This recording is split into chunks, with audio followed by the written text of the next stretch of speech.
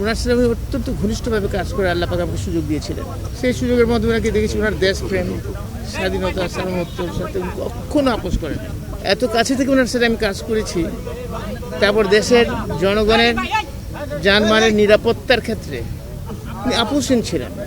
আপনারা দোয়া করবেন আমার নেত্রীর জন্য, আল্লাহ যাতে ওনাকে জান্নাতবাসী করে।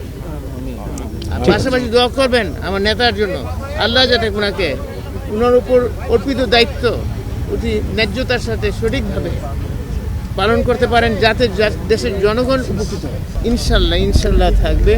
এবং আপনারা বুঝতে হবে, আমরা কিন্তু প্রথমে প্রয়াত রাষ্ট্রপতি জিয়াউর রহমানের আদর্শ নিয়ে এসেছি এবং সেটি নিয়ে খালেদা জিয়া আমাদের নেত্রী, সাবেক প্রধানমন্ত্রী, উনিও সেই একই জিনিস নিয়ে আসছেন এবং আমাদের নেতা জনাব তারেক রহমান সাহেব ওই একই জায়গায় থেকে আমরা আসছি।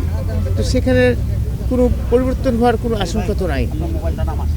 আমাদের মুখ্য লক্ষ্য হচ্ছে, আমার নেতা বলছেন ওনার একটা প্ল্যান আছে, প্ল্যানের মধ্যে দুটো অংশ উনি কিন্তু ইতিমধ্যেই বলেছেন। একটা হচ্ছে দেশের মধ্যে আইন শৃঙ্খলা পরিস্থিতি উন্নয়ন করা, দুর্নীতি নিরসন করা।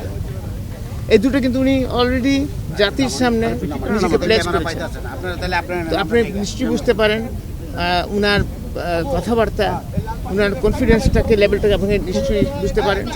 ইনশাল্লাহ দোয়া করবেন, আল্লাহ যদি রহমত করে ইনশাল্লাহ তারা আমরা সেটা উনি সেটা অ্যাচিভ করবেন।